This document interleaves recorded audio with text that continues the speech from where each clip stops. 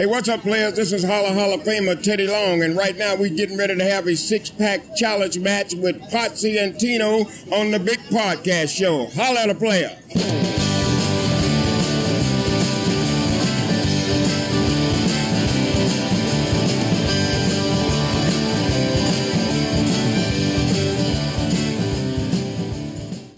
Ladies and gentlemen, boys and girls, children of all ages, the Pots and Pans Network brings to you its tag team champions of the world. Although it looks like we're going to feud. That's my joy in life, is pissing you off. The Potsy and Tino Show. That's right, folks. He's Tino, I'm Potsy. Our theme song, as always, is brought to you by Adam's House Cats, called The Wrestling Song. It's available on iTunes for 99 cents. And Watch live now. yeah, well, people can if they want to. That's what we. Well, it says we're on two different programs right now. We're probably on Twitch and we're probably on YouTube. I like Twitch. So how's everybody doing out there in podcast land? Tino, how are you doing? I'm good, man. I'm in a good mood today. He's in a good mood today. He's in a good mood. Tired, but I'm in a good mood today. Tarred and feathered. Yeah. So I'm glad I had a place to park today. So we always start the show with a little segment, and it's called "What's Up with You." I don't know, but they're gonna key your car. That's what's gonna be what's with you next week. Yeah, let's not go ahead and tell everybody that I'm gonna have my neighbors really mad at me because I try to get them all towed. Not much happened. Let's see. This past weekend, what did I do? Last week was chilled. Saturday night, I played at Chef's Palette in Cary from 7 to 10. I had the full band out there. That was awesome. We just like the second time this year we've actually gotten the full band together to play. So it was cool. It was a good time. And it was at Chef's Palette both times. And then Sunday, got up, had to take Haley, take her back to school. So they moved in 2 weeks earlier, I guess because of COVID. They had to move their stuff in, drop it off, and then they go away, and they'll go back 2 weeks later to start school. So we had to haul all her stuff back to school. And that was an all-day thing. Yes. Yeah, I'm just tired now. Yeah. I was tired. And we got there. We helped her set up her little room. She's not, so it's not, well, first of all, she joined this fraternity. Or sorority, sorry. I'll say I'm tired. And so what happened, she was originally supposed to stay in a dorm. And then the sorority, they don't have a sorority house. But they have, it's kind of like an apartment, but it's on campus. So it's still considered, dorms. And it's one of those, like the college apartments where you get 4 rooms and then you share the common areas. So she's in one of those. So we went there and helped her set all that up and get everything going. So it's a pretty nice apartment. What's up, Chris Barrett? And then today's back to work. So Back to work. what about you, my friend? That I thought you weren't going to go this weekend because you said it was too expensive, but you ended up going anyway. Just to be expected, right? Just to be expected. So as we talked about last Monday night, my buddy Chris passed away, and we did the tribute episode to him, Which was awesome. which was great. I had a ball. 2 hours. I mean, Tino's normally complaining after about an hour and a half. He had me laughing, dude. But Mark wants to come back. He's more than welcome to come back anytime. He said he's going to have to start watching pro wrestling so he can actually be part of the conversation. Well, we told him we can start whenever we have pay-per-views. I didn't realize he was like, what 5 minutes down the road, He yeah. can come over here and watch pay-per-views and hang out with us.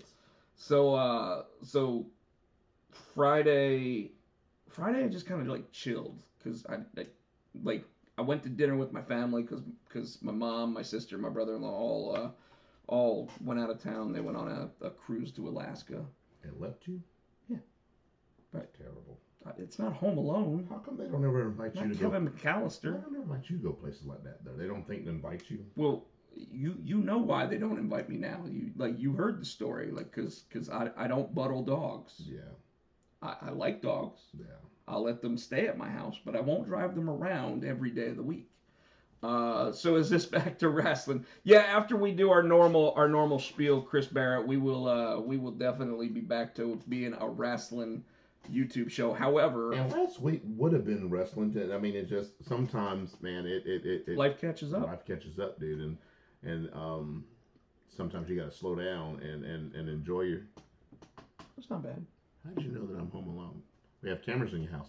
So, but sometimes you just gotta stop and realize where you are, and then, like we said, enjoy it, enjoy that moment. So last week was just remember. Just remember, it's a cool time, and Rob got to hang out with his buddy he hadn't seen in a while, and I got to introduce him. I got a new friend, and I had a ball just listening to them cut up and tell stories. So It's crazy, man, because like Saturday I did go to I went to GalaxyCon. mm-hmm. I walked up to Mark Henry. Was Mark Henry there? Mark Henry was there. Apparently, so I sent you the video from TikTok that was Lex Luger talking to Rob Van Dam. Yes. And Rob Van Dam goes, "Were they there?" Yeah. That was there. That was in Raleigh. Yeah. So I'm listening to you, but a friend of mine, her son went and he met Sergeant Slaughter. I want to show you how big this kid is. Next Sergeant Slaughter. I'm listening. Well, I got a funny story about one of the people that was there. Okay. So I didn't pay for anything like to get into the show because a friend of mine was like, "Oh, I heard you wanted to go. I've got an extra ticket. If you want, you can join us." And I'm like, "Cool." So I go down there. I hang out with Jason Ingram the entire day. Oh. And we talk about wrestling and everything else. We need to make another road trip. He got me hooked on some chicken bulgogi. It's a Korean chicken dish, but I eat beef bulgogi. It was so good. You eat it with rice. It's the beef bulgogi. Yeah. It was with rice. I haven't had the chicken. But... So he had the beef, I had the chicken. But anyways, so we're at the show, we're hanging out, and I'll talk a little bit about the wrestling show in a minute. But that night, 7:00, did Luger put you into the torture? Dude, Luger can't lift me up anymore. Luger can't put the broom in the torture rack. He at least wasn't in the wheelchair this time. He was actually walking around. So I don't know if he just had like back surgery or whatever. No, I think he was just he was with Rob. I think Rob shared. So he wasn't feeling it. Yeah, he wasn't feeling it. So anyway, like Saturday night we met down at the tavern, which I hadn't been to the tavern. It's a place in Durham. If I'd known that, you should have texted me. I'd have gone. My show was over at 10. I could have made it. Well, most of the people cleared out by then. Like that night, like me, Mark, our buddy John, and like 2 other people were there until like 2. But it was literally just catching up with guys from like high school, right? And then Sunday hit. And I decided, because it was going to be a long day, I was like, I'm going to go out and get a breakfast. Like, I'm going to go out and get a nice breakfast. Sunday's so long. I'm sorry. Well, because that was the actual funeral. Gotcha. See, I didn't know that. So So originally we were told that we didn't think there was going to be a service, and then the family came together and said, yeah, they're totally going to do a service, which was awesome. I mean, like I'll tell you, it's one of those things, man, where like I get emotional when I hear like emotional music and stuff, and there's just certain lines in like different movies that just tear me up, right? And I hate it because I'm like, no, I'm a badass. I don't tear up to that shit, But and yesterday, his brother went up and said some words, and they basically opened it up to everybody else. Which one is his brother? Just looks at him and said, "You're gonna pick that off my shoe with that brother." It was that brother. So he said some words, and I mean, like it got people choked up. Wow. And then they opened the floor up, so I went up and I talked, and I didn't write anything down or anything, and it was weird because I thought that was going to be the moment where I just lose it, and I just break down, and instead, I do my comedy bit, and everybody's laughing, everybody's yucking it up, having a good time. And I had this like calm over me, and all I kept thinking was, man, it's like it's a party that he's just running late to. Yeah. And I know that Road Dog, Tino, and Badass Rob Potsy, that's true. That's who we are. That's who we are. So I felt that way all day yesterday, though. Like, because we all went out, and I mean, like, even more people from high school were there. I was still shocked. I mean, it might not have, sometimes it takes to sink in. Well, I woke up at 4:30 this morning, and I was like a wreck. There it is. You know, The shot wore off. It sunk in.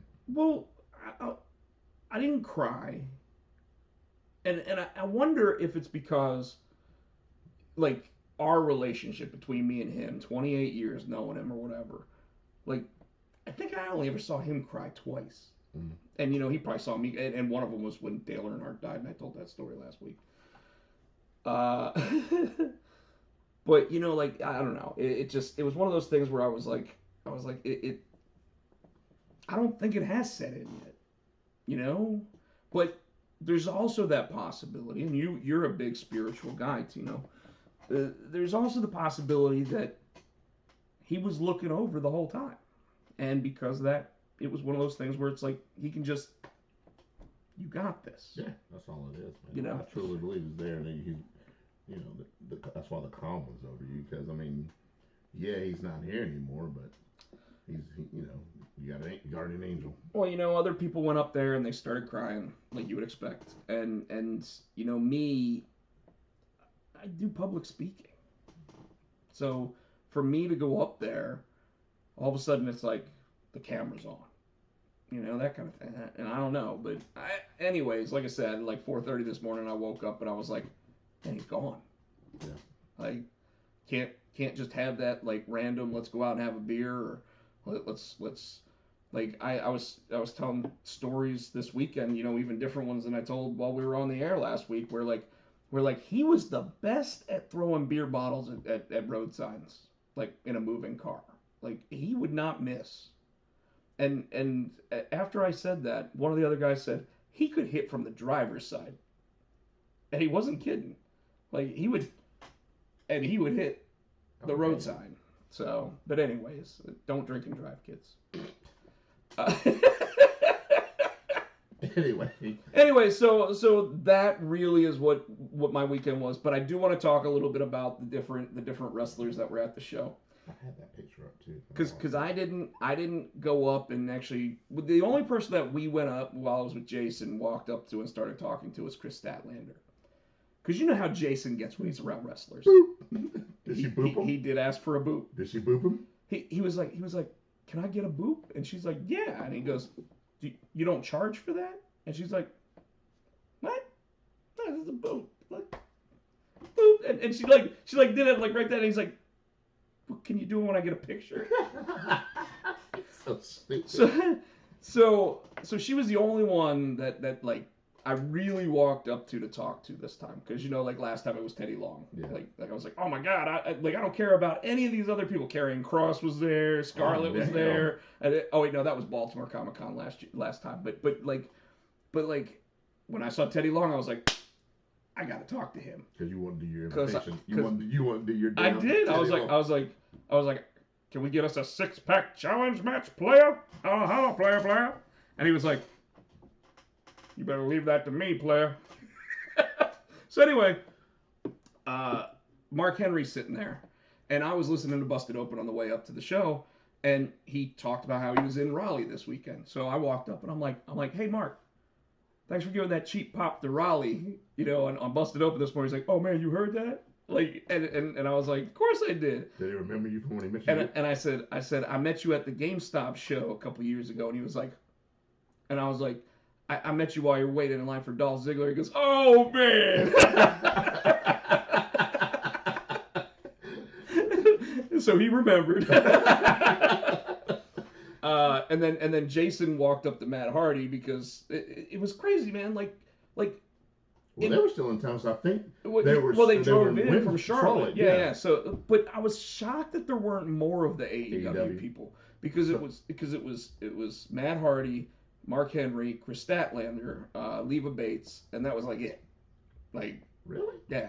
You're like 3 hours down the road. Yeah, well, and you would have thought that you would have had like the whole best friends show up, right? And so I wouldn't care about that. I just want to see Orange. So when he's talking to Chris Statlander, Jason. Okay. He starts talking about, and if Jason's watching, I'm sorry, I got to do this to you. He's like, do you remember when you wrestled that match against, and I don't remember who it was, and it was in Stardom, and it was only like your second match, and she's like, yeah, And it was kind of like that whole like remember the Saturday Night Live skit with William Shatner, Right. where he's like where they're like asking him questions like, do you know how many horses were on Captain Kirk's horse farm? And he's like, I want to say 34. And they're like, does that include the fawn that was born this week? That fawn had a mare? You know, I love that sequence. If you've never seen it, okay. I'll pull it up for you after the show because you will die laughing.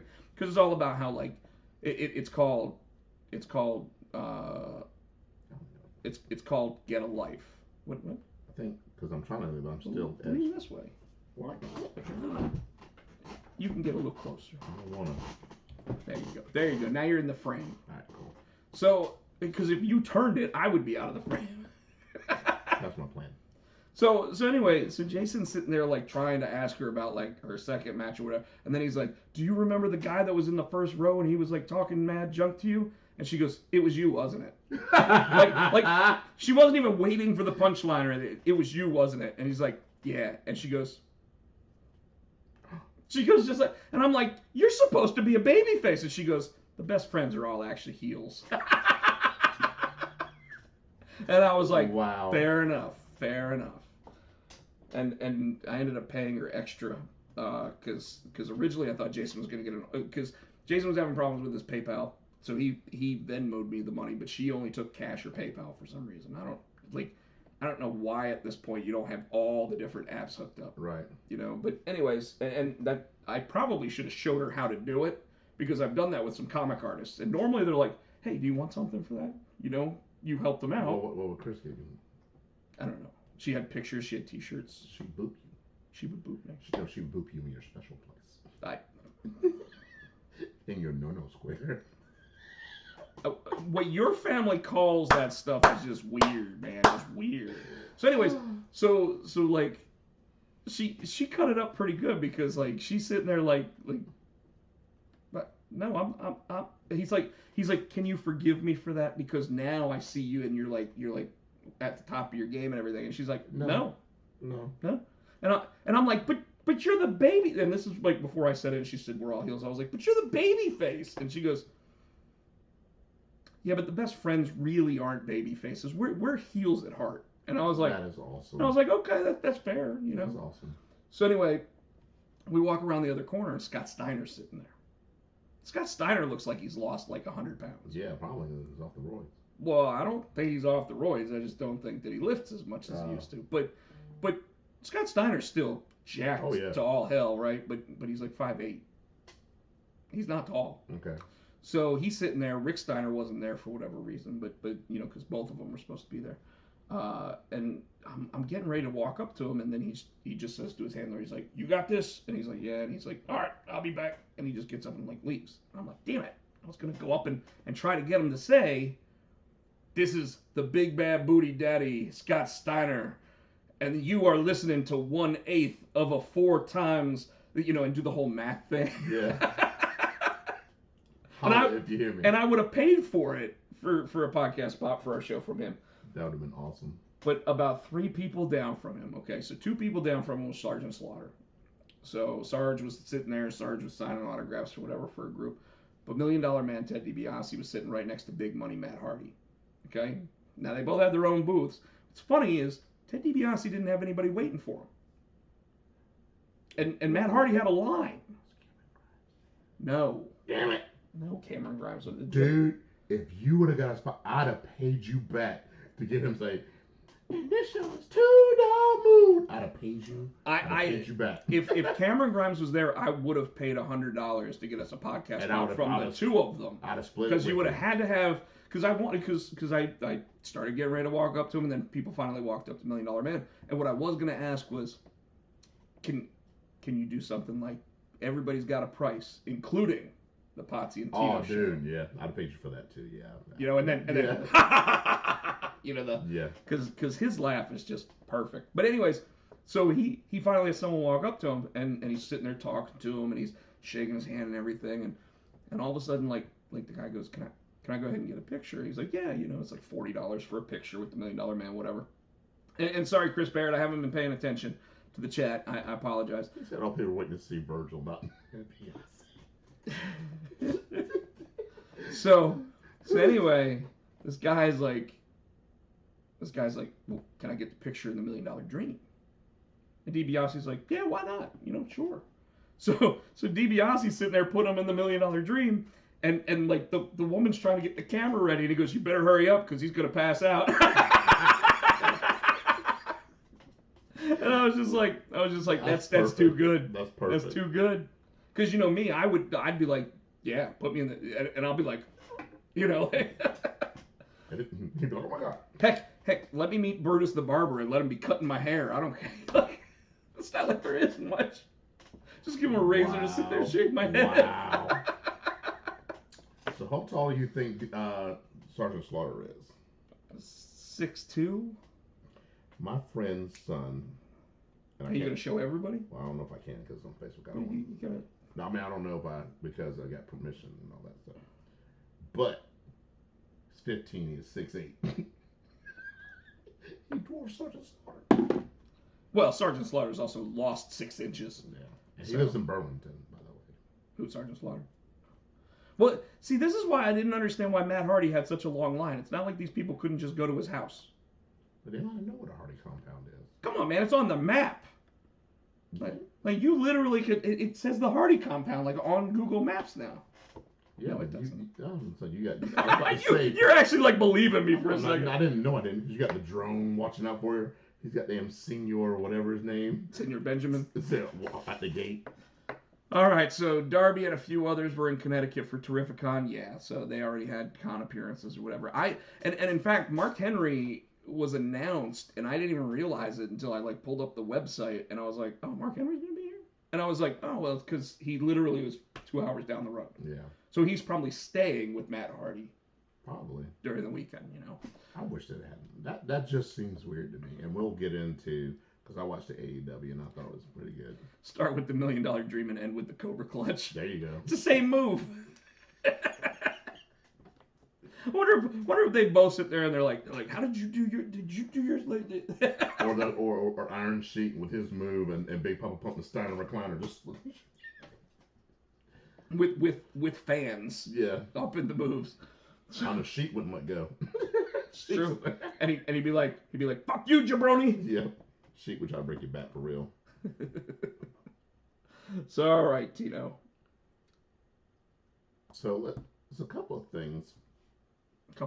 One of the big things I want to talk about, and I was surprised as hell, it came out of nowhere. WWE announced the release of one Bray Wyatt. Yes, they did. Why are we releasing Bray Wyatt? He was hot. And Vince's touch made him. They didn't know what to do with it. Bray has come back. Bray has been one of those from Husky Harris to the Bray Wyatt thing to the Fiend thing. He has been able to they give him something and he makes it work. No, he came up with the Fiend. He came up with Bray Wyatt. He did.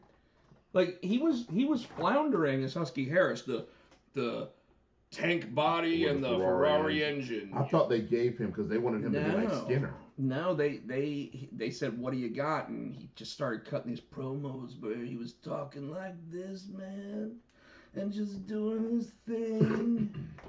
And then all of a sudden, just put a Hawaiian shirt on him. Started talking about the buzzards, man. So he just sounded like an old stoner. But he came up with that because he came up with it in NXT because they were getting ready to release him. And he came up with it and they were like, what is this? This is amazing. Like, and what can we do with it? And of course, when Vince got his hands on it, like it became the Wyatt family, right? So. But then then he came back. But I have to admit, when he came back and he lost the weight and he came back in the Firefly front house, I was like, what the fuck is this? Honestly, because I was like, this is going to be... And you remember, I was just shit on it. This is going to be dumb. And all of a sudden, it kept going. And then the Fiend and that whole thing came out. I was like, this guy is a genius. When they finally launched the Fiend, they got Tom Savini to do the mask from horror films and everything. And it really seemed like they were just stretching, right? Like going out there, like you said, the whole Firefly Funhouse, but he made it work, and it specifically worked even better when they didn't have an audience. Yeah. You know, but so you want to know why they released him. You want to know that, okay, this came out of nowhere. No, it's got nothing to do with that. I think what's happening, and yes, that's what the claim is going to be, right? Like, the claim is always going to be the budget. And we've already talked about how at a time where you are doing your best amount of business and you can cut your budget, that's normally when you sell your business. Mm-hmm. And we talked about this, and you know, wrestling shows and podcasts and everything else. Dave Meltzer, everybody picked up that story and ran with it when I started saying it sounded like they were selling. Yeah, because everybody listens to us. It's got nothing to do with that. It's got to do with the fact that, like, if you just put 2 and 2 together, 2 and 2 equals 4. I saw something else I wanted to prove it to you, but I'll talk about it. But when it comes to Bray Wyatt, and it comes to why they can release him now, because Vince took everything he wanted from it. But that's a mistake, because all he has to do... Doesn't matter. All he has to do, if they wanted to, is go to, and they probably won't because of respect for one... Brody Lee? Yes. They were saying that he could come back and lead the Dark Order, or somehow go into Dark and step in his place, but I don't think they'll do. Why not? But Tino, you're missing the point of what I'm trying to say here. What's your point? The point is that Vince took everything that he liked from the Fiend character and gave it to Alexa Bliss. He made it a Vince creation. He doesn't need Bray if he's got that. And by the way, he owns the Fiend. Yeah, but that doesn't mean that he can't go back. Not the Fiend, but he can't go to AEW and have some kind of Fiend-like character. He can't use. Oh yeah. But still have those. You know, that the weird. Mortician. Not even that, but like do the Bray Wyatt thing. You know what I mean? Because I can't do the Bray Wyatt thing. It's owned by them. And the one thing that hold on. All these AEW people out there sitting there saying, "Oh, these guys are so creative and everything." Well, guess what? If they're so creative, they got to come up with something else. Yeah. Look at Matt Hardy. Matt Hardy said, "Okay, I'm not going to be delete Matt Hardy anymore. I'm not going to be version 2 Matt Hardy anymore. I'm going to be Big Money Matt." But what I'm saying, like FTR and what they were in WWF are pretty much the same character-wise. So why can't Bray Wyatt? And I understand he can't use Bray Wyatt's name. He'll use Wyndham Rotunda, whatever his name is, and. They got to do something else with that name, but do something along that line with him, dude. It depends on what he wants to do. Yeah, like I think he's going to AEW. We just and of course he's going to AEW. Just like and in other news, guess whose contract is also about to come up? Yeah, I know. And guess where he'll probably go? Oh well, that one's easy. In case you don't know, Adam Cole's contract is about to go up. Rumored to be up around SummerSlam. Initially, it was rumored to be up at Clash of Champions. Or something. And for those of you not in the know, he is dating one Britt Baker, DMD. Did you really think anybody that watches our show is not in the know of that? Katie probably isn't know. Katie's probably not watching. She'll be watching later. Oh, did she tell you? No, I just know Katie. So. Yeah, she'll start watching when we talk about wrestling. Yeah, she always does. She doesn't talk about the other stuff. But yeah, so those will be two. That'll hurt him if he. Will it? Because I also saw where Vince was on a call, and then he's trying to say that he's not scared of AEW. Well, he's not scared of them. Yes. No, he's not. Why? Tino, why did Vince point out? Why did Vince point out? Because you're starting to talk over me, and I'm trying to get my point out. That's because you won't let me talk. Who won't let who talk? Let's take a survey. Oh, Chris Barrett. Who does the most talking on this show? Oh, you know who does the most talking. That's right. So the one who makes the most points. I'm trying to get my shit in. You make the most points because you want anybody to get. Well, you want to get shit in. I actually want to talk good stuff. No. Asshole. You don't hear my counterpoint. You don't even let me make my point so that you can make a counterpoint. Make your point. Vince McMahon is not scared of AEW. He's proven this. He signed 3 $1 billion contracts in the last 2 years. AEW hasn't done that. No. That wasn't anything to keep them away from AEW. That was literally Vince McMahon signing so that his programming is on TV. Who did he sign? He signed with Fox. He signed with... Oh, I thought you meant talent. I'm sorry. No, he doesn't need to sign talent. They literally have too much talent. They don't know what to do with it at this point. So you know what he said during that call, by the way, is he said, we're not in competition with them because it's not Ted Turner sitting there saying we're going to give $3 million for that guy anymore and taking him out of our hands. Not calling our people while they're still under contract. We're not doing any of that. They're not doing any of that. That's not the kind of competition that's going on. No. On top of that, but he's he also said he is letting people go. Why are some of these people still sitting on their ass and he's paying them and they got a 90-day non-complete? There were some that he would not. People were asking to get his contract and he was like, no. And every single one of them has been let go now. Because he knew. Okay. Just like Flair's probably going to AEW. God. But here's my point. And this is proven. Flair will get in the ring. If Vince McMahon is not worried about AEW, then why has he released 38 talents in the past 6 months? There you go. Shut up. Why? He must have been watching AEW because when Moxley had that match and got cut with a pizza cutter and they cut to the Domino's commercial, why did Vince McMahon first want to point that out? Because his people told him about it. But why point it out if you're not worried about it? He's trying to drop fucking... He's trying to start shit. Mark my words. So, he also said, Tino, and I quote, why don't we give him some more talent? Vince McMahon is going to drive his own company into the ground. What is up, Carson? We're just talking about Vince McMahon, and we're having a all-out brawl tonight. He is going to drive his own company into the ground. I'm not disagreeing with you, but it doesn't mean he's scared of the other company.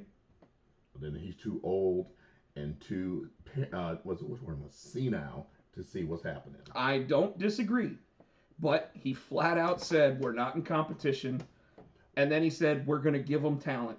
He doesn't think it's competition. Dude, okay, again, competition would be two multi-billion-dollar companies fighting each other.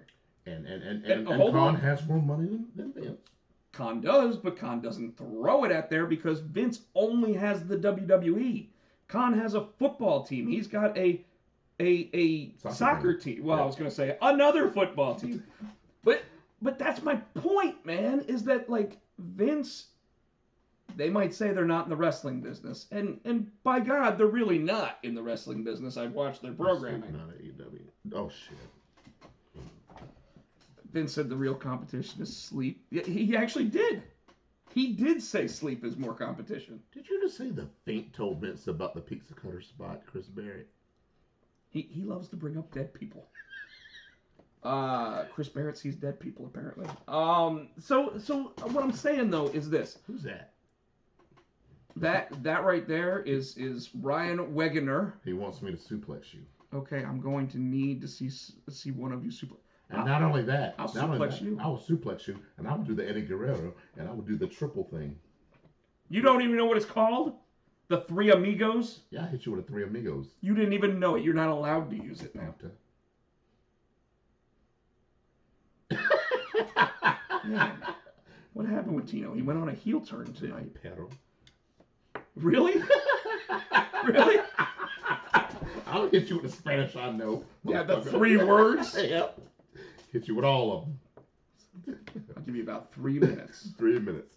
So that's what I'm saying, and that's what people don't seem to understand, is that they can let go Bray Wyatt because he took everything he wanted from it. He took everything he understood of it, too. Let's be real. He never understood the character. He never understood what he wanted from it. Then why did he do this? Why did he bring Joe back? He didn't. He didn't bring Joe back. No, do you think do you think Vince even knows that Joe works for NXT right now? Of course he does. He probably watched on TV and said, "Where the fuck did Joe come from?" That's mine. I'll sue him. He was like, he literally looked at him and was like, "I fired him." Oh no. You did. You went Kerwin White, man. Started speaking Spanish. Oh shit! You're gonna start wearing a sweater around your neck. I'm gonna drive up in my damn golf cart. Golf cart. So we can sit there and we can talk about Vince McMahon like being crazy, because we all know it. We all know he is. He is senile. He has lost it. Fact is, he doesn't fucking sleep. So he probably is seeing people like Pat Patterson giving him ideas right now. Thanks, Chris Barrett. You need to watch Awake on Netflix. That's about not being able to go to sleep, and you'll see all the hallucinations and everything. But I'm serious about it though. Like I know he's crazy. You know he's crazy, but he thinks he doesn't need Braun. He thinks he doesn't need Bray. He thinks he doesn't need all these guys that he let go. And I don't understand, because he's a body guy, so why would he let the big dudes?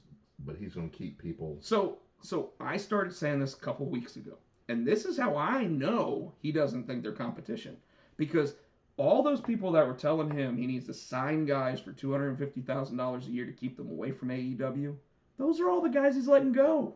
Yeah. Specifically, Braun Strowman was making $1 million a year. But that we did think was budgetary, because he's trying to cut the budget to sell. Well, and there's still rumor that Braun Strowman may be back. Yeah. I don't understand that either. So actually, I think that there's goodwill in some of the layoffs. Okay, a bunch of them absolutely happened without anybody knowing it was going to happen. So I can't sit there and say that there was one that he said, Slapjack just got moved over to SmackDown and didn't even know it. Someone on SmackDown had to call him and say, hey, you're on the roster over here now. Didn't even know it. I think. Oh, Djokovic, whatever his name is. I think it's Dijakovic. Yeah. Which it's no wonder they call him Slapnuts now, because I mean that long name is so difficult. Jeff Jarrett back to manage him. Wow. So Jeff Jarrett apparently was also let out of his contract by the WWE. I literally think when it comes to the contract stuff, WWE is getting down to a reasonable roster that they want to use. There was talks that Bray Wyatt wasn't or was having mental health issues. Yes. Now, we all know that the WWE will still put him through rehab if he needs it. Yes. And they'll pay for all that, even if he works for another company. Yes. I mean, they did it which I do respect. They did it with Scott Hall. They did it with Kurt Angle. They've done it with many, many different people. Jake the Snake Roberts multiple times. Now, if they are cutting down to use, they're trying to trim that. I agree, because that 3 hours that they have on Raw, using the same people, the same storyline, the same matches week after week, when they have all these other people who are just as good and not having opportunities. Okay, I'm cool with that. If they're trimming the fat. Well, but what you just said makes me think that Monday Night Raw needs more talent. If they're using the same guys week in, week out. I don't think they need this. I don't think they need more talent. They're using the. You know what I'm saying? They need more wrestling on Monday Night Raw. And they need wrestling that is being booked in a way that it's going to be something people want to watch. They need. We've talked about this too. They need consistency, like they had back in the. I hate to keep going back to the Attitude Era. They start with one story in the front, and they keep going back to the Attitude Era. Why not you? But let it flow through the whole show. And the one thing I do miss about the brand split is they were able to tell the story. You know what I'm saying? You didn't have to wait week after week. They could tell. They start on Raw and go through SmackDown and continue like a loop. Yeah, but so when they didn't have a brand split, it meant that the top guys were always the top guys, and you never built anybody. Yeah, that's true too. When they did the brand split, that's when you had guys like Edge, Eddie Guerrero, Rey Mysterio, Kurt Angle, all of a sudden become real household main event names. And so I understand why they got the brand split. Why they can't do the same thing. They're still. But they again, are doing it. They're still. SmackDown is. Raw's not. Why is Drew McIntyre still? Raw's trying to, and Drew McIntyre deserves to be at the top of the card. You don't think Orton deserves to be? Well, what about Orton? He's been there for. He's been off TV for 4 months. But like Keith Lee, dude. Keith Lee. Wasted him. So all right. So I'm about to say something that the Comics Corps' friend Chad has brought up multiple times, and I'm going to go ahead and say it here. Bully Ray, host of Busted Open, recently said that he had a conversation with Vince McMahon way, way early in there. Well, you forgot about Benoit. Benoit benefited from. Yes, he did. He absolutely did. Yeah, he never would have been world champion in WWE without it. But So anyway, Bully Ray's conversation with Vince McMahon when Bully Ray was like, Vince, why are you doing this with this guy? Like, what's going on with it? And this is while Vince was still like at the height of the Attitude Era and everything else. And he said, sometimes you gotta learn to eat shit and like it. And right now, guys like Keith Lee, who think that they were already at the top of their game, are being told by Vince McMahon, we're sending you down to the Performance Center to get trained and everything else because something about you isn't right. And when Keith Lee comes back, what happens? He's lost 2 matches in a row. But when you look at it, where's he been on the card? He went up against the World Champion, and he went up against the NXT Champion. So yes, he's being jobbed. But you mean to tell me that they're not sitting there putting him in highlight spots that should be able to accentuate some of his abilities?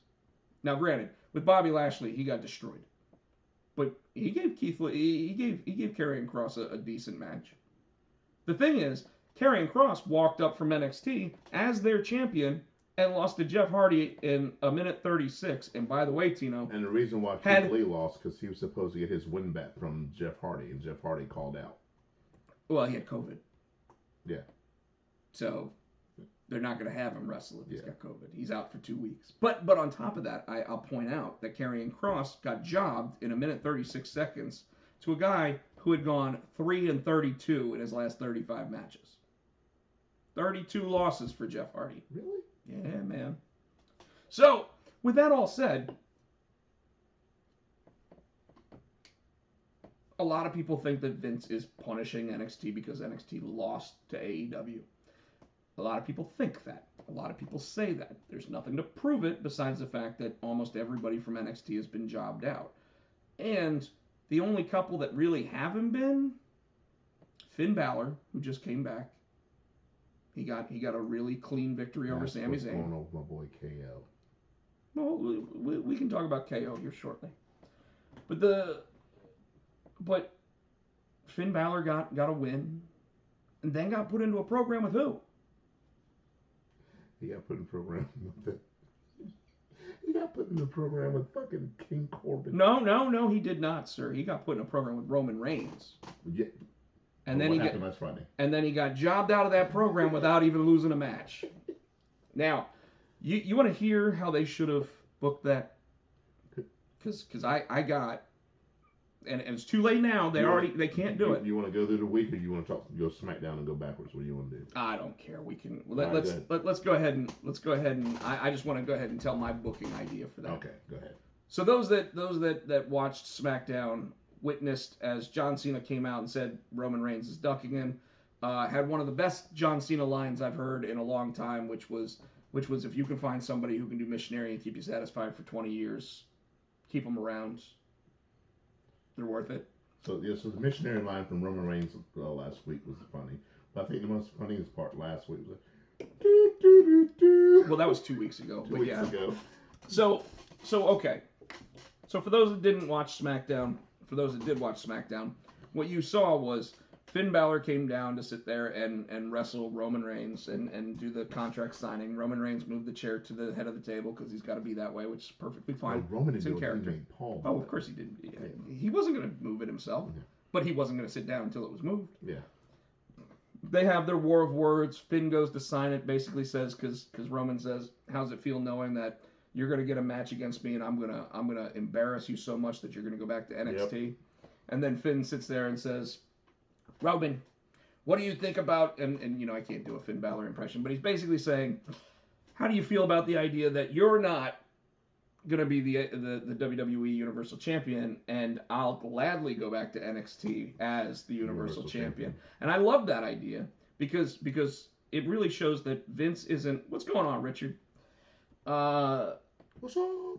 It shows that Vince doesn't have as much hand in SmackDown, because if he's burying NXT, he wouldn't have Finn Balor show up, beat Sami Zayn, and then, but then we proceed to get the theatrics. Baron Corbin, which I don't understand what that had to do. Well, That's why I'm getting ready to say what would have been better booking, right? Baron Corbin comes down, steals the contract, gets ready to sign it. John Cena comes down, gives him an attitude adjustment, takes the contract, looks Roman Reigns in the eyes, and Roman's just getting all like, but never gets up. Like he's eating shit and getting ready to, to like it. And John Cena signs that contract, which gives you your match at SummerSlam, great. But here's what I would have done. Oh, hell. Okay. Set up the contract signing, right? Everything looks like it's going down as planned. Finn gets ready to sign the contract. Corbin comes down. Corbin knocks Finn Balor out of the ring, picks up the contract himself, and signs it. Okay? This now sets up Roman Reigns versus Baron Corbin. Baron Corbin, who is out of money, has nothing going on in his life, then goes backstage and says, John, got you. How much would you pay to be the guy that actually faces Roman Reigns? And I will sign the contract over to you. Or, if they really wanted to do it correctly, what they should have done was while Finn and Roman are having that moment, and Roman sits there and he says, I like you, Finn. I want to give you this match. But John kind of made a point. The point was that you haven't really proved yourself here. You don't deserve that match. So how about you go up against John Cena? And when you beat John Cena, that's when you prove you deserve to go for the Universal Championship. And then John Cena comes down to the ring and he goes, Rowan, my man, that's a great idea. Let me throw my hat out into the crowd and take off my armbands and take my shirt off and show everybody that I still got all jacked up for this. And then he goes, but the crew cut. If he doesn't have the crew cut, he's got the hair right now. He didn't take the hair off. He didn't take the hat off. He didn't take the hair off. The hat. He didn't take the hat off so I can see. Right. On purpose. He didn't do it this week. So this week, he sits there and he's like, Roman, that's a great idea. I think the fans here deserve that match. And of course the place explodes. And Finn's sitting there. Finn's like, and then all of a sudden John goes, but Roman, if I'm going to do your dirty work, oh shit, then if and when I beat Finn Balor, no offense, Finn, I like you. In fact, you beat me the last time we were in the ring together. Just to give him his rub. I get my match at SummerSlam for the Universal Championship. So it becomes a number one contenders match. And Baron Corbin comes out and jumps in there and it becomes a triple threat. No. You don't need that. No. But why would Baron Corbin be in that match? Nobody wants Baron Corbin in that match. It causes a DQ between or Cena and or he sits there and he's asking Adam Pearce for a job and he's like, I need money, man. I need money. You want money? Go out and be the referee of that match. Fine, put him in there. Ends up costing Finn the championship because and the whole storyline is, did John Cena pay him off or whatever, just to give Roman a little more rub as in whatever. But overall, you end up having John Cena beat Finn Balor on SmackDown, which makes Fox happy. Yeah. It makes the WWE Universe realize that John Cena still got it. Finn Balor gets a little bit of a rub. What's going on, Terrence? Oh, hell, he's in the house. We're just hello from work. I'm just giving everybody my rundown of what I would have done with the booking on SmackDown this week. Of course, John Cena has the stare down with Roman Reigns at the end of the night. And you've got your main event at SummerSlam. Finn Balor looks good. Baron Corbin may even look good because it's actually Roman Reigns that paid him to sit there and do the dirty work. And it backfires, and that's why John Cena still gets the win. Because, they knock him out and do one of those numbers. Whatever. I don't care. The fact is that if you would put Finn versus John Cena, it gives Finn a rub even though he loses the match one way or another. And John ends up going on to, I see it. Leave it alone. It's just saying that our signal's not good. We haven't stopped moving yet, so we're okay. So that's how I would have booked it.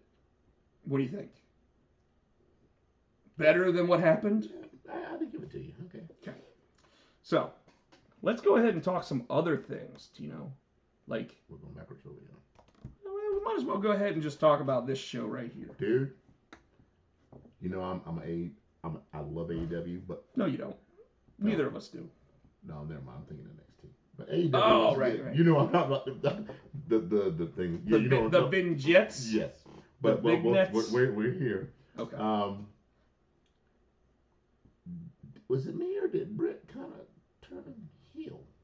What do you mean, Britt's been heel? I thought she was face. Britt Baker? Yes. No, Britt Baker's been heel her entire time. No, but I thought she kind of turned in. People started cheering for her, and she started kind of. And then she bitched at them while she was wearing Mick Foley's shirt. That was months ago. No, but then they're still cheering her. They're not going to stop. But then she did a heel promo with Shivani, pretty much running down the crowd. Yeah, I mean she's been healed the whole time. I wish we'd have gone to that Charlotte show. It was close. We could have gone. So all right, let's go ahead and talk about the pizza cutter. Okay. We can't afford Braun, Bray, and Rick if they because of the video game. I think they still could. I mean, AEW just signed. They've got a second TV show, which means they've got money coming in from that. They've got money coming in from their first TV show. They've got money coming in from their pay-per-views. They've got money coming in from their YouTube. They've got money coming in from the being the elite shows. They've got money coming in from toys. They've got money coming in. I mean, they got money. Like they've got money now. It's not like they don't. They've proven to Shaq Khan, Tony's dad, that they're making money. So I wouldn't be surprised if he gave them more money. Yeah. The pizza cutter. Now, that match, first of all, I didn't realize. I've watched the special on Nick Gage and Bison. Apparently, he's lost more teeth since that special. When they brought out the tubes, the lighting tubes, I didn't think they were going to go there. I didn't think he was going to go with a pizza cutter. Because I didn't know, because I know what he does. I've seen the death matches. I didn't think that they were going to go that extreme on network TV. So first, well, yeah, I didn't necessarily think they were going to either. One, I think it was a gimmicked pizza cutter. Because he had two. He didn't slice them with the first one. He sliced him with the arm. I think that one was real. Yeah. But on top of that, I also want to say that if you noticed, he didn't do what Nick Gage does with the pizza cutter. He went at the forehead and not the mouth. And I think that's where like the standards and practices of Turner probably said, you can cut him open, but no. Yeah. And I bet Jericho backstage was like, if that thing gets anywhere near my fucking mouth, I'm gonna kill you. That's a moneymaker. He's Potsy. He's a singer. What one wrong move, you lose your tongue. Yeah. Or you look like the Joker from fucking Batman Dark Knight. What still got me is they still the Painmaker gimmick makes me laugh because like when he announced it a couple weeks ago, goes, you're gonna get the Painmaker. All he really did was put makeup here and the black lips. So when he came out to the paint, but when he came out to because it's the Painmaker, I was confused. So when he was over in Japan with the Painmaker, wasn't he supposed to be heel? Doesn't matter. I'm just asking because when he came out that Painmaker and he was using Judas over there? No. So when he came out to Judas and at first he was kind of walking down and the people were singing along, I'm like, okay, so is this going to be a different Jericho? And at first he didn't pretty much pay them any mind until he got in the ring and then he started doing some of the Jericho things. I'm like, I was confused. The only thing I'm confused by when it comes to Jericho right now is how bad the Judas effect is as a finishing move. Like. He hasn't hit a guy with an elbow in months. He's missed. It's like he hits him with like back fat. Yeah, that. He needs to go out like the code breaker or something. I don't know. Well, he went for a code breaker. And missed it. Gage started cutting him up again. So, okay. So this match, I'm going to tell you, I felt was very difficult to watch. And I was a guy who went to ECW shows. Because if those were real tubes. Oh, they were real light tubes. And those little things. They may have been sugar glass, but they were. I mean. And he was cutting them with. I'm like, dude, that is. Because there's one point, if you notice, he put it in his mouth and Aubrey, like within the first, I think when he got cut right there, you look again, she had the gloves, and then when they brought out the tubes, she had the work gloves on. She's like, I'm like, how's she gonna count? Oh, she's got work gloves. Yeah, and good for her for being prepared for the match. Yeah. it's funny because now there's the talk that Domino's Pizza was the main sponsor during that segment, and Vince McMahon's team are all sitting there saying they should lose sponsors because that's really not what you do with a pizza cutter. However, Domino's pizza sales apparently went up 60% that night, so good for them. Although I wouldn't be surprised if their advertising team are sitting there going, why the fuck were we part of that? Like, picture in picture, get a Domino's pizza. Like, here's what I was blown away by. And so what word you said you were worried about that match, or you weren't expecting something in that match, or no, it's not. I was worried for Jericho's health later in the match.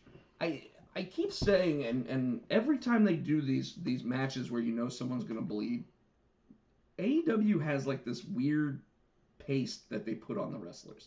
Like Nick Gage had this weird brown shit, like, and it's supposed to be like flesh colored, but it's like some sort of weird brown shit that they put on. And to do what? So for example, when they did the Blood and Guts match, Jericho had it here, and it really didn't look like it was like an applicator for makeup or spray tan or anything. It looked like something was on his head, to slow down the blood, which made me sit there and go, Jericho's gonna bleed tonight, right? And Jericho bled that night. The thing about that was that I think it's something so that when they wipe it, it comes right off, or it just makes it like. For all I know, it could have been they figured out a way to get fake blood packets underneath there. Yeah. And I don't think so. I mean, Jericho looked like he was gonna pass out. And that's why I don't think he hit the Judas effect the way that he's supposed to. But for the second week in a row. I feel like at this point, that type of match has a certain place for it. I do think that it's okay to have it in wrestling. I don't think it's okay to have an entire broadcast that's like that, which is what GCW, where Nick Gage is from and lost to Matt Cardona, Zack Ryder.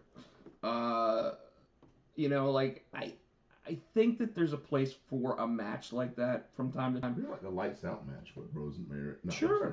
Thunder Rosa. Yeah, no, but like in this match, what shocked me about it was that it wasn't Nick Gage taking all of the punishment. Like he was dishing it out the entire match. Jericho looked.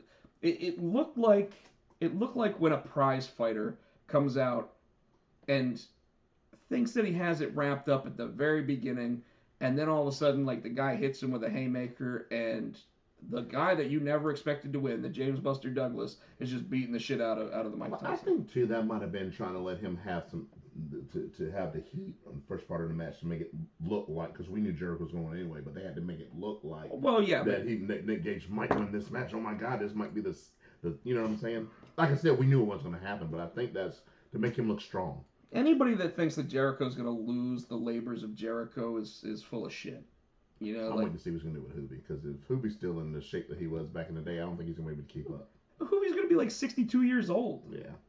Like, guy hasn't wrestled in 15 years, whatever. Like, what I don't understand about that is this, okay? And I was asking Jason about this. I was like, when the whole Trials of Jericho thing started, right? Wasn't he supposed to get all 5 members of the Pinnacle? No. Isn't that what they said? No. Are you sure? Positive. Because then why would Sean Spears be the first guy? Because I think he was the chairman, and I would thought he never said it was going to be Pinnacle. I think it was assumed that it was going to be Pinnacle because he started with Sean Spears, but I don't think he ever came out of his mouth that it was going to be all the members. I think he did say it because he stated that just like you and Moxley, where you made him face every member of the Inner Circle, you're going to have to face every member of the Pinnacle in matches of my choosing. Then why would they change it?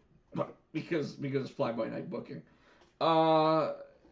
Did I just say that? I don't remember him. I'll have to go back and look. But on top of that, so you got Juventud Guerrera with a weird... Juice. with a weird as fuck stipulation of you got to use a top rope move to win the match. Does that mean he just has to jump off the top rope, or does he actually have to use a finisher? Probably because what did he have? Well, Or does he automatically win the match by jumping off the top rope and hitting a move? Because the lion saw wasn't a top rope. But it can be. In fact, that's probably the only way he's going to hit the lion saw right now. No, because he usually hit that from the middle, didn't he? Mm-hmm. But it has to be from the top rope. So he's going to climb top rope and just do a backflip at 50 years old. Judas effect on the top rope. A top rope, he's going to get him into a schoolgirl. You know what he'll do against Hoovy. He'll saying it right now. Frog splash. You think? You don't think a suplex? No, he'll do the Eddie Guerrero frog splash. You're probably right. That's all he's got. I've never known him to do one off the top. I've never seen him do one, but why wouldn't he do one? Like I bet if we look to see how close to like like Eddie Guerrero's birthday just happened or something, didn't it? Yeah, and he died in November. Oh, did he? Okay. It was November. So, but I would say that being it's against Juventud Guerrera, he's going to use a frog splash, or he's going to attempt a frog splash. Now, I have heard rumors of what the fifth labor might be. Because this is the third. Yeah. Yeah, so I would expect if they go with what I've heard rumored for number 5, which I actually like, and I don't like a lot of their booking, but what's number 5? Well, hold on. Number 4 has to be Lance Storm, right? Did he train Lance? He trained with Lance. Yeah. Their first match was against each other. Chris Barrett says Jericho's going to hit the double axe handle to beat Juventud. Maybe. I mean, it might be all he's got from the top rope at this point. And I will say that Jericho's legacy of being able to do anything at any time does seem to really be cemented at this point. I mean, like he's blowing me away with his ability to accept punishment right now. However, it doesn't necessarily make for a great wrestling match. Okay. But anyways, I think Lance Storm in a classic wrestling match. Because that's what Lance is going to want. But yeah, it's going to be, if I could be serious for a minute. Oh, God. But so the rumor is that of all people, MJF will say that the fifth labor is Sammy Guevara. And Sammy Guevara, if he doesn't go all out in the match, cannot go after the world title or a title in AEW for a set amount of time.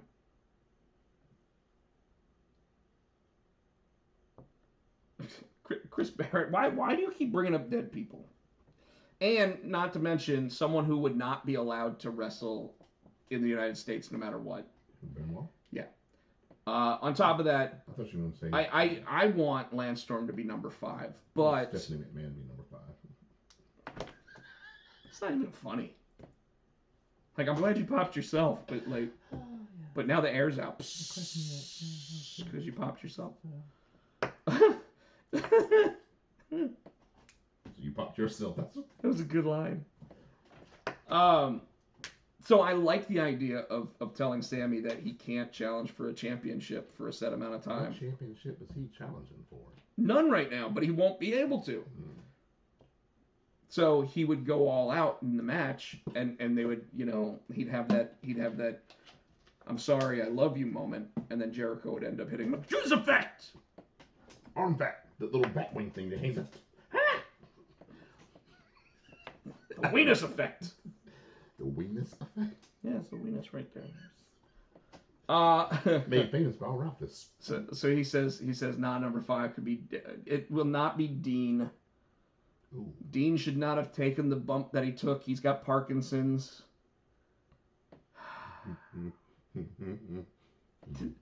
I love Chris Barrett, but man, like that type of stuff.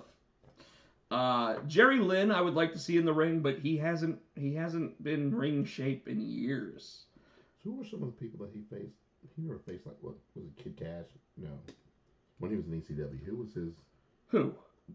Jericho. I'm sure he did face Kid Cash. He was in ECW for a while. Yeah, I'm trying to figure out. I don't have his new book, otherwise we'd be able to look it up. Yeah, I know Hoobie was was Jericho's. Yep. Eddie, Hoovy. Yeah, it would be if but he's right though. If Dean did not have Parkinson's because of the whole thing, the list of Jericho, that would be good. That'd be funny. You know, if they were planning a Christian heel turn, Christian would be a good number 5. Christian Cage. Did they? They were tag team champions with Trish as their as their manager for a long time. Big Show out, Jericho.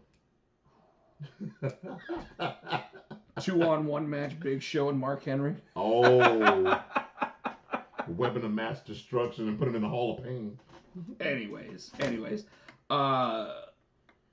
so I unfortunately think that they're screwing up their own ideas for really Perry Saturn and Gary Wolf. Really, Perry Saturn's gonna come out with Moppy. There's no disqualification. He'll use Moppy. Anyways, if I could be serious for a minute.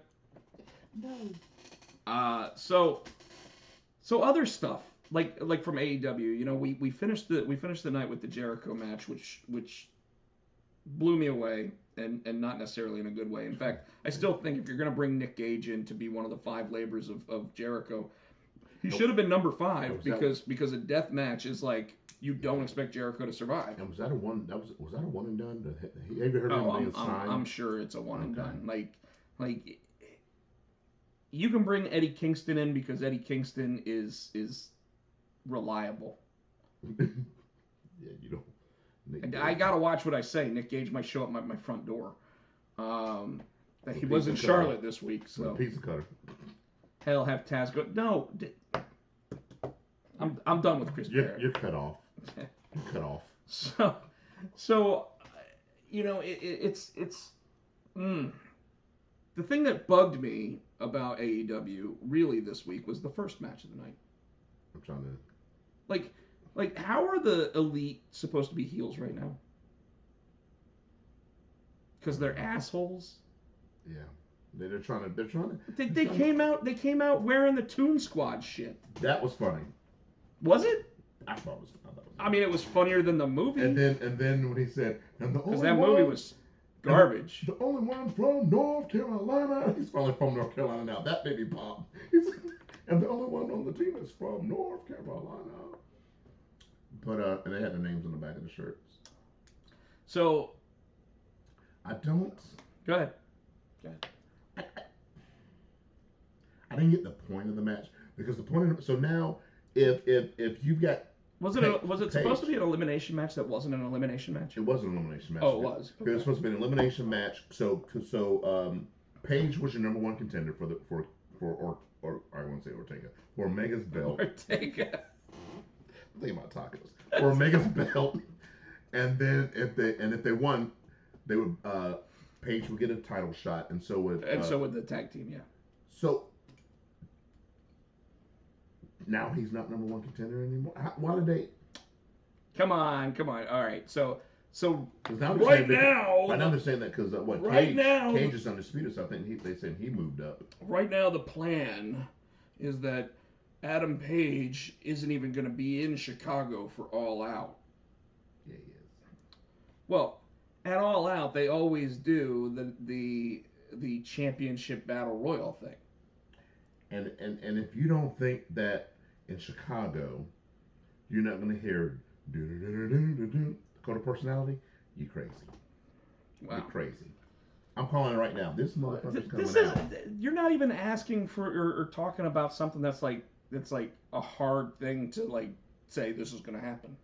You know, like Darby Allin has already name dropped. Yes. Without name dropping. Yes. Another wrestler said, "I won't do it." But what I'm upset about. While we probably know the there's fact a that you possibility. can't trust CM Punk. No, while we know there's a possibility by Darby Allin saying that you blew it. You blew your wad right there. Or it means a heel turn for Darby Allin because he's not going to show up. Okay. But I mean, think about it. So they're gonna. So Paige, I'm sorry, Paige. They're gonna make you think that the surprise guy in the battle royal is gonna be CM Punk, right? That's what they'll do. It'd be Bray Wyatt. I'm sorry. No, it'll end up being Hangman Adam Page. And Adam Page will end up winning that because that gives him an automatic title shot. Gotcha. I mean, that's booking 101. So Take his title shot away and make him fight for it. So who beats the Young Bucks? Nobody on the roster. So this is what I told Jason this weekend. You want another booking idea here? Gosh, yeah. Okay. What they should do. So you have the Young Bucks come out. You have them sit there cutting up, doing their bullshit, looking like little pansies that for some reason can beat everybody, but they're supposed to be chicken shit heels, right? Can beat everybody, chicken shit heel. Doesn't work that way, okay? Anyways, you have them come out. You have them with Don Callis, and you have them start talking shit about Chicago, right? You have them start talking shit about Chicago. I wish the damn Legion of Doom was still alive. Then you have Cult of Personality hit. And you have MJF come out and he says, I'm fucking with all of you. I saw that on Facebook. Right? So that's like what Scott said. Yeah. That'd be great. But then you have it hit again and he's like, I didn't tell you to play it again. And you have CM Punk show up. Right? CM Punk ends up giving the go to sleep to MJF, knocks him off the stage. And then he sits there and he says, hey, Young Bucks, you guys think that you have done everything that you can in this business and you've beaten everybody in this business. Well, guess what? Me and Colt Cabana. I'm going to go find myself a partner, which, by the way, you'll start hearing the Colt Cabana chants. Yeah. And then, later in the night, he'll come down.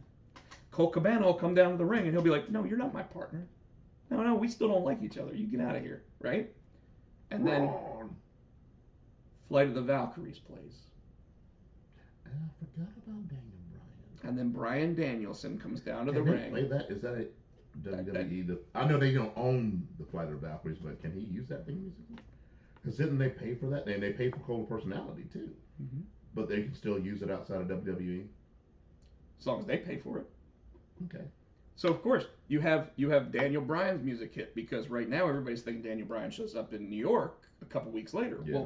Well, why have him show up in New York when you can get double the pop for those guys, and you can take the belts off the Young Bucks, keep them out of the world title picture, out of the TV title picture, and allow them to sit there and organically get that pop that everybody expects anyway, and then have them go their separate ways after they lose the titles. Man, should I be a booker or what? No. Man, I'd be a five-time if I was a booker. My hand hurt. Go to NXT 7. I want to do it. I want to do it. Now. To the moon. Tell me these skits.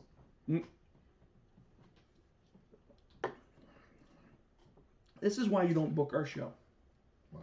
Because if you book our show, you give the best stuff away first. Okay. Like, see, if we had sponsors and we actually went to commercial break, you'd have already given it away. No, I wouldn't, because I was coming off a picture. You wouldn't have been able to say it. So this is where you start with NXT. Here we go. You start with Joe not being where the fuck did he come from. He just comes out.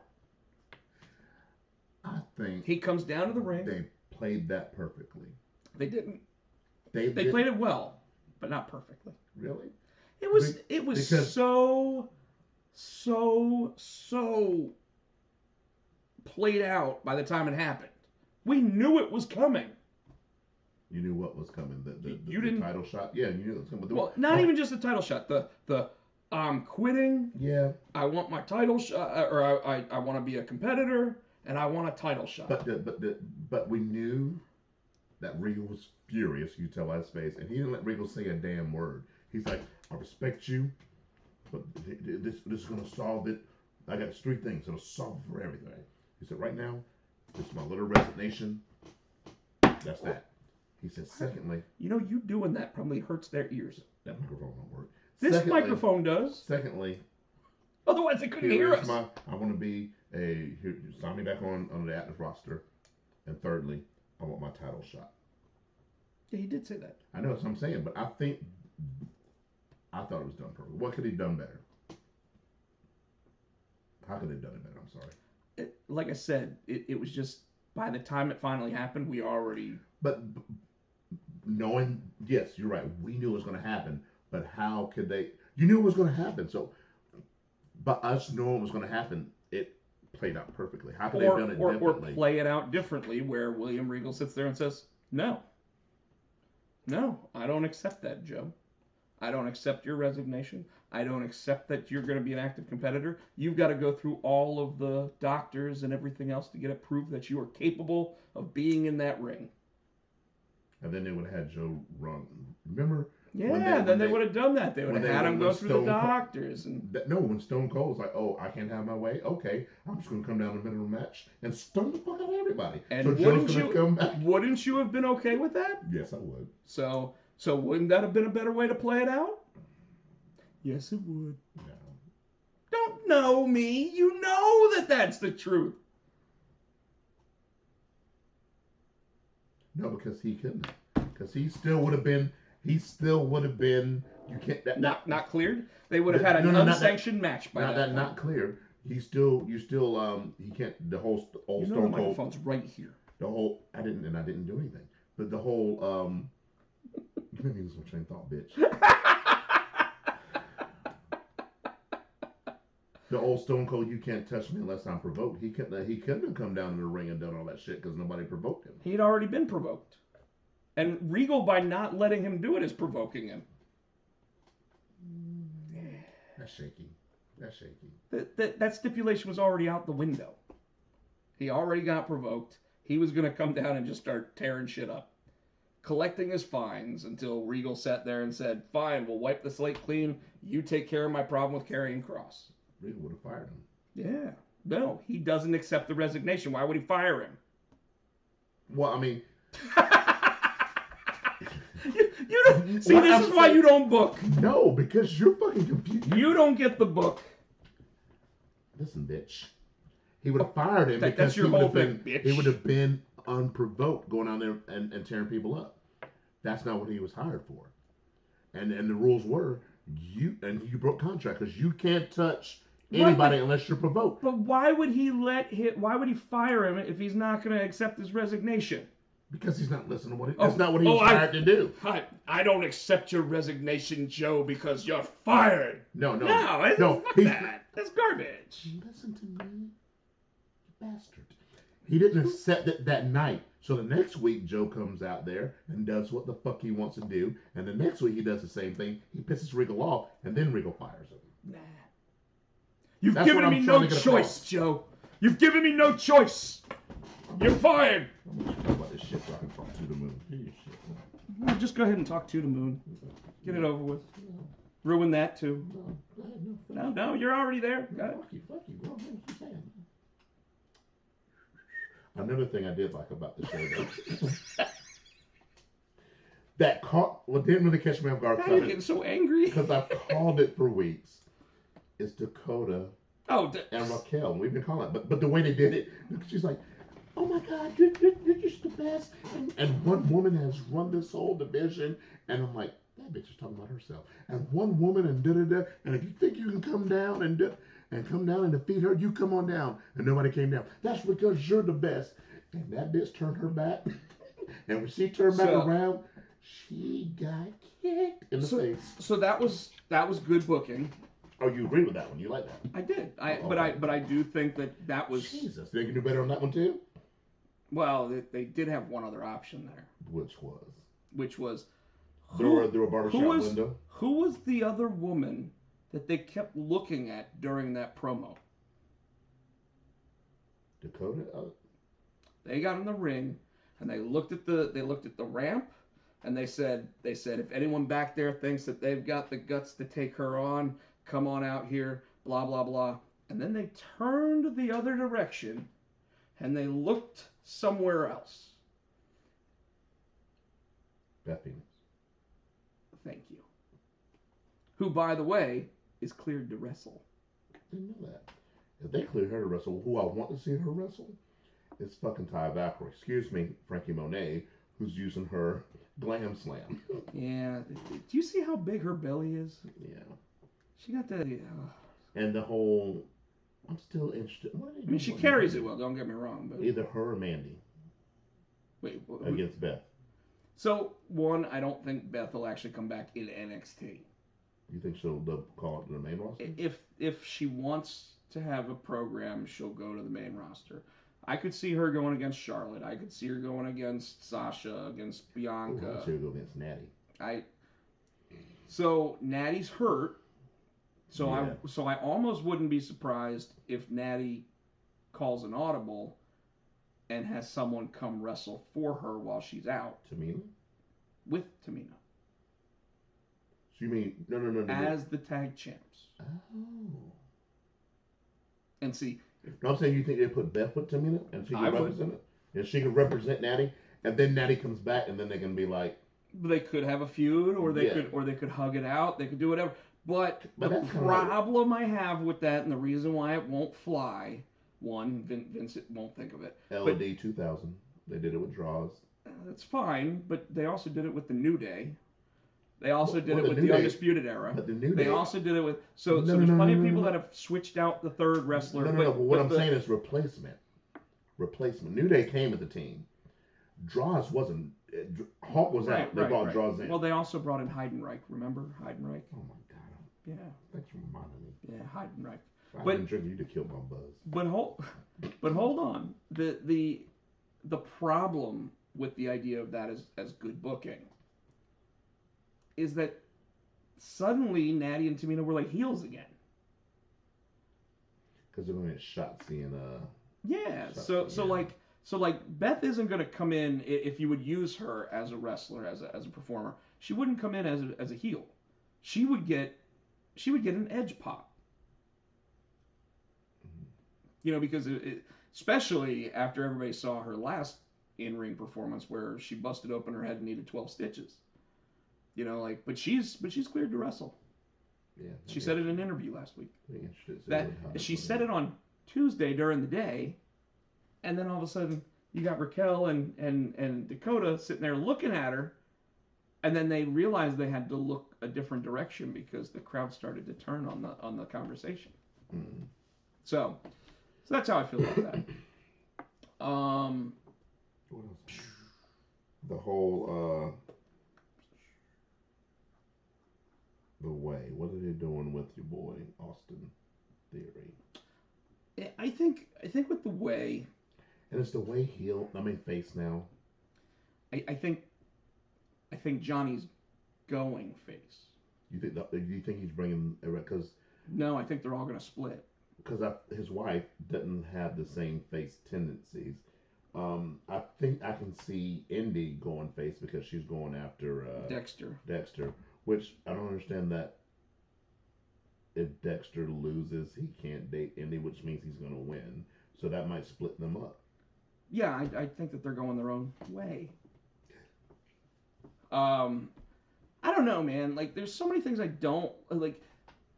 How are Ciampa and Thatcher in matches every single week, and they lose every single week, and yet they look better than everybody else out there? But with Ciampa and Thatcher, do you think they've got the same thing with KO where doesn't hurt them if they lose? So in NXT, Johnny is Teflon. Ciampa is Teflon. Adam Cole is Teflon. I think by association, though, Toothless Timmy might be Teflon too. I think by association, you're absolutely right. And he is a badass dude. So, you know what? You wanted to talk about a little guy by the name of KO. Are we going back to SmackDown? Are we done with it? Yeah, I'm done with it. Did you even not do the moon? Did you not do it? No, I didn't do it because you told me I was spoiling it. We'll go back to that. Because that's like the main event of the show, right? Yeah. That's the main event. So we'll go back to that. So Kevin Owens, have they used him since they had live crowds? I don't think they have. When they first came, did Money on the pay-per-view? He was in Money in the Bank. Yes. So yes, I don't think they've used him on the show, but. So why would that be, Tino? Because the crowd loves Kevin Owens, and they know they can get a pop with him. But hold on. Doesn't that also mean that when Kevin Owens finally shows back up, that pop's going to be even bigger? Was that a new picture? Is she back? I guess. I don't know if she's back. Tino's showing me pictures of Alexa Bliss. That's your girlfriend. Yeah, why is she sending you my pictures? I don't know. Because I follow her on Twitter. I don't know. Oh, okay. So you're saying I got the better pictures? Yeah. But Kevin Owens, though, why were they using? Okay, so that was the first. Because was that their first pay-per-view back in front of a large crowd? Heidenreich was brought in because Hawk died. Yes, he was. But Heidenreich also was because they wanted Legion of Doom to continue to be something, and he just wasn't good. Yeah. So they had the first pay-per-view back. They used Kevin Owens, but he hasn't. I don't think he's been back. He was on TV. No, that was before the pay-per-view when they jumped Barrett and he came back with a chair. Ziggler and Rude had jumped him. He came out with a chair. Yeah, I think that was the Friday before. Yeah. So. Oh God, don't let Kevin Owens and Baron Corbin be a tag team. You want to see death of a character. So I'm telling you, I think that they're holding off his pop. Like when he comes back, and he makes the save for somebody or whatever, it's gonna be a boom. You know what would be cool? If he comes out and helps Cena. Because didn't he beat Cena his first night to get the U.S. strap? Sure, he did, yeah. He did that. And he's had his problem with Roman. So he could come out and save Cena. If Cena's getting a beat down from the family, nobody else is coming down. Do we think that there is a legitimate chance that Cena wins and sticks around for another pay-per-view after SummerSlam? Maybe. Or if not another pay-per-view, but he could probably win and maybe lose it on a SmackDown. I mean, maybe, but right now they seem content on not having... Like, what's funny is John Cena is wrestling dark matches right now on the tour.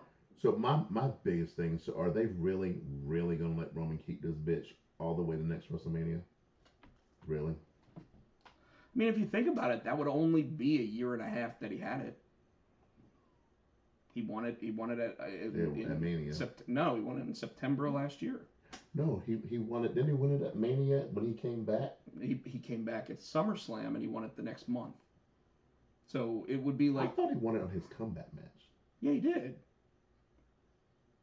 But he came back at SummerSlam. So he won it at SummerSlam. I thought he won it. He showed up and he beat everybody down because he beat down two guys that were fired by WWE.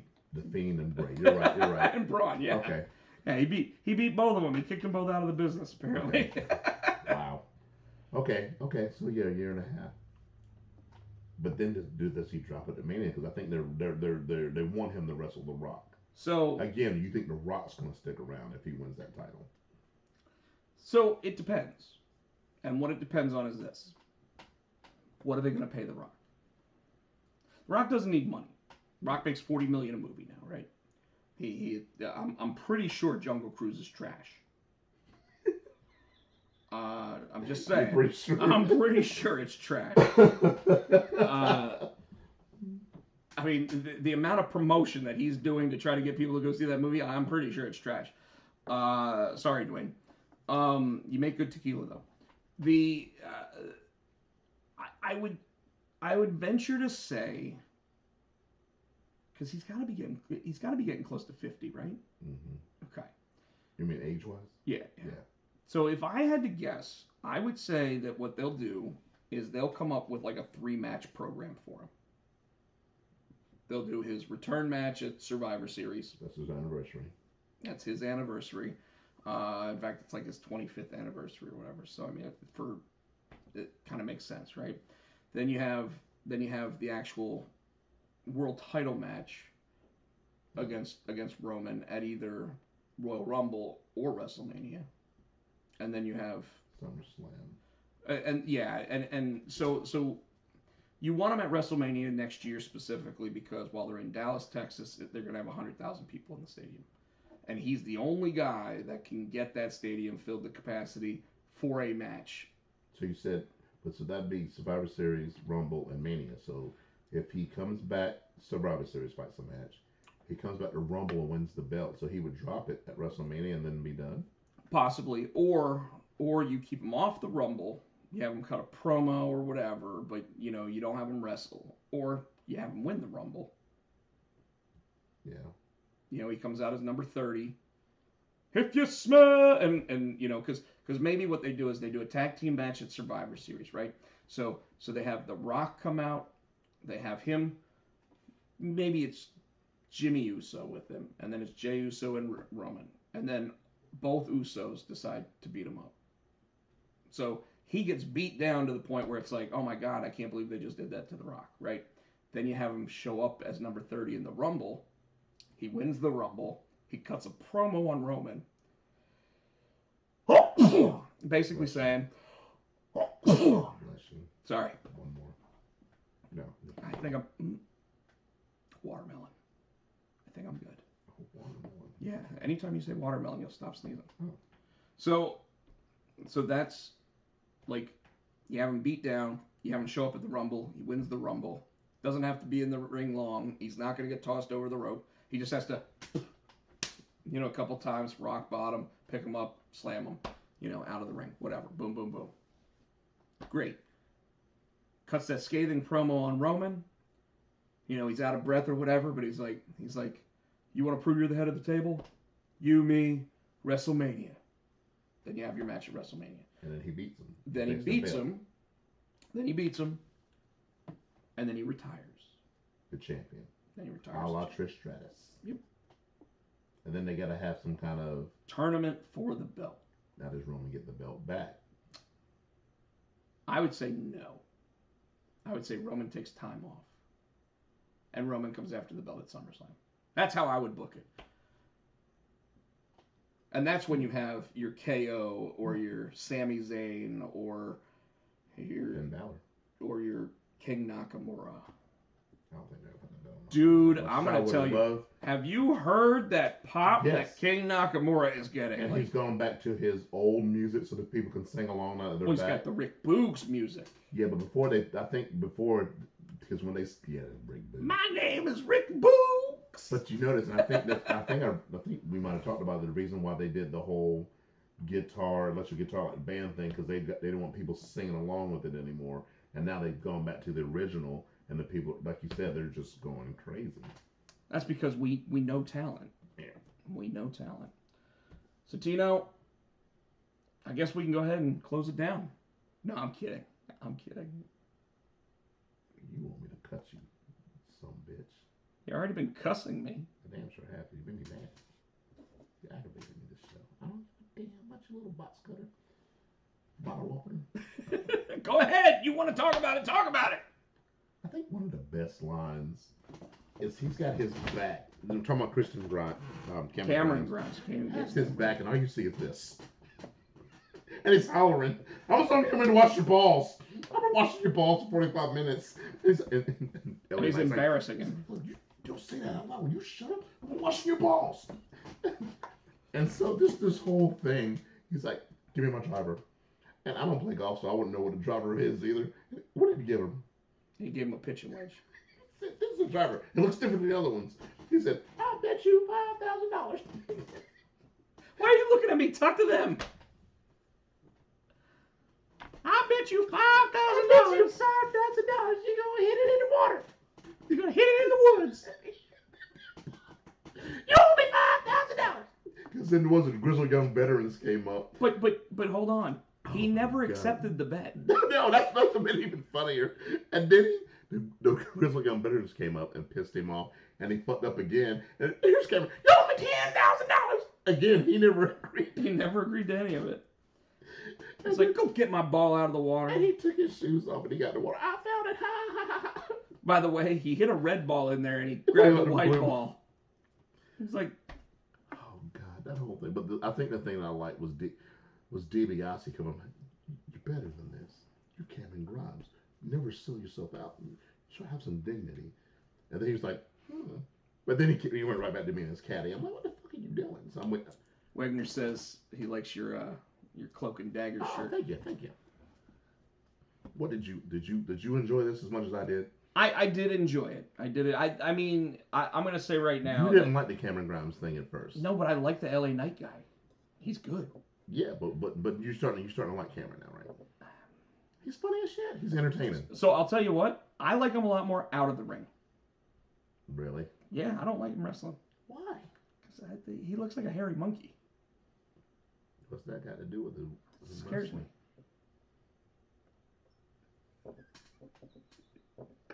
You want to laugh so hard. Show's over. Show's over. Fuck He you. scares me, man. Why does it scare you? Oh, because he's an ugly bastard. You know what? So these vignettes that they've been doing, when they made him get a haircut, and he's like, "Damn, I look good." No. And he's like, "I look good. This is." It's like, shut up and put those gloves on. And he's like, "Oh, I get to wear gloves. I'm gonna wear some gloves." And he's wearing the gloves. And he's like, "I look good wearing the gloves. And he's like, "I don't even like the gloves. Take the gloves off." But then when he comes back, dude's just chilling by the pool. He's got that other dude doing his yard work. See, and I love that about it. I love the fact that it was like every time you thought LA Knight was going to get one up on him, he found a way to still get one over. Yeah. Oh, I just paid him for it. You don't have to worry about it. I just paid him $200 to do it for you. So, I'm sorry. but dude. what's next? I'm sorry. I don't know. I think they might be getting back towards. I think he's going to challenge for the belly, and he's going to come. I think LA Knight's going to be like, "I'm sick of you," and fire him, and then he's going to be like, "Well, good. Now I want my belt." Yep. Like, oh. Hit Row. They were heels. You look confused. They were heels. Yep. And because they turned on Phantasma, people start cheering them. Well, but they're doing that thing that I like. They're still they're assholes. still there. Yeah. And the people are still cheering them. Chris Barrett said Cameron Grimes is like Virgil, but cooler and more talented, and has more money. Never mind. So what do you think? What do you think of Hit Row? I can't get into Hit Row because of the dude. I see him smiling and hanging out with the wrestlers when looking for the collectibles, and now I'm supposed to believe he's a hard ass. You know what I mean? I can't. Hey, just because he's a nerd and likes collectibles doesn't mean he can't beat your ass. I just can't wrap my mind around that character. You know what I mean? I mean, you believe it about Big E. But he's always goofy. He's always been goofy. He hasn't always been goofy. When he first came out. That's true. I don't know. I mean, when he slapped AJ in the titty. And Swerve. I can't. So, I like Hit Row. I do too. I don't like the Hit Row shit. Like, I don't like that. Like, that needs to go away. Because it's annoying as fuck. And if they're going to be baby faces, you don't get annoying as fuck shit. Yes, you do. No, that's why even Cameron Grimes, they've kind of done away with a lot of his... You know why they're doing Hit Row? What's the crowd saying? The crowd's doing it. Hit Row. It's like a catchphrase. It's a catchphrase. It's gonna sell shirts. They were so much better as heels. It's gonna sell shirts. It's gonna sell shirts, and then that's gonna be their little thing. I mean, it might be. Because even when Phantasma, Legado, whatever their names are, when they're in the ring, Legado de Phantasma. Yeah, when they're in the ring, what's the crowd doing? Hit Row. They don't let them talk. They're Hit Row. Well, let's be real. Nobody wants to hear Legado talk anyway. That's true too. They just want to see him wrestle because. And get his ass whooped. Well, yeah, but he's good in the ring. He's no Andrade. I don't know. He can speak English. Speaking of. Chavo. Chavito. In AEW. Yeah, well, I mean, they have all the other Guerreros. That's what I'm saying. He took over from Vicky. The only Guerrero they don't have is Eddie's daughter. And they probably have her soon. But actually, they might because I don't. She might have been one of the ones released. She was been released a long time ago. Yeah, she'll probably show up if she's still wrestling. So I don't know, man. Like I think Hit Row is exactly what they needed to replace the Undisputed Era as the 4-person group. Not because of talent or anything else in the ring, but because they've got something.